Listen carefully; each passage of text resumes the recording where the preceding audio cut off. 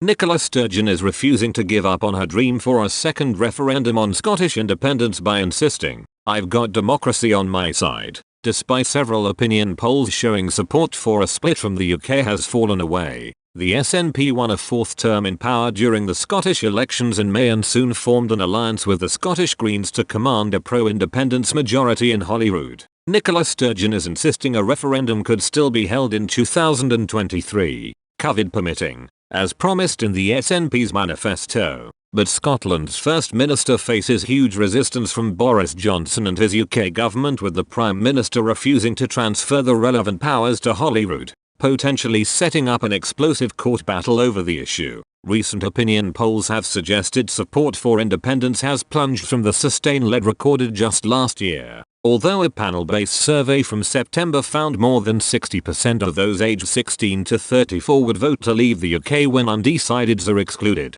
Ms. Sturgeon remains undeterred by the pressure to drop her independence demands, and said, "I can't look ahead and tell you exactly how this constitutional impasse is going to resolve itself, but it will resolve itself, and it will resolve itself on the side of democracy, because actually, the alternative is pretty unthinkable. I've got democracy on my side. If they think it's about playing a waiting game, I've probably got time on my side as well. You look at the demographics of the support for independence, well, I'm not sure that's going to get you out of this conundrum." She added in her interview with the Financial Times, "The consequences of not being independent are much, much greater than they arguably were in 2014. Will it be worth it? Absolutely. We face change and transition now, whatever we do." Last month, the Scottish government ramped up its push for independence by announcing it would resume work on a detailed prospectus that would ensure a referendum debate would be fully informed.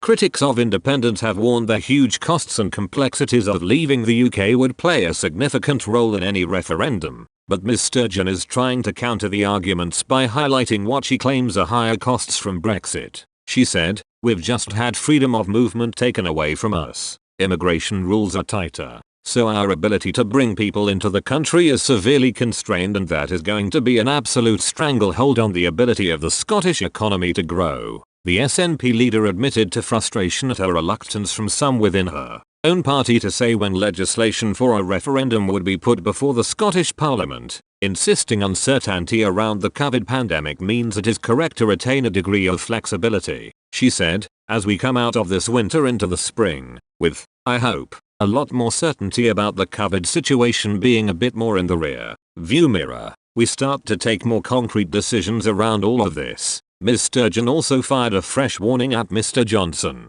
adding, "If you're saying that there is no legitimate, democratic, constitutional route for Scotland to choose independence, where does that leave us? The union suddenly is no longer what it has always been, a voluntary, consensual union of nations, but in a bitter blow to her plans." Scottish Secretary Alistair Jack has ruled out a second vote on Scottish independence and said another one would not take place for at least 25 years. Speaking to STV, he added, "The trigger in my mind, and I look to the situation in Northern Ireland for instance, if 60% of people wanted a referendum and that position was sustained for over 12 months, then I can see there would be a desire for a referendum. But, a referendum can't come every 5 or 6 or 7 years. The SNP would only have to win once if we just keep asking the question.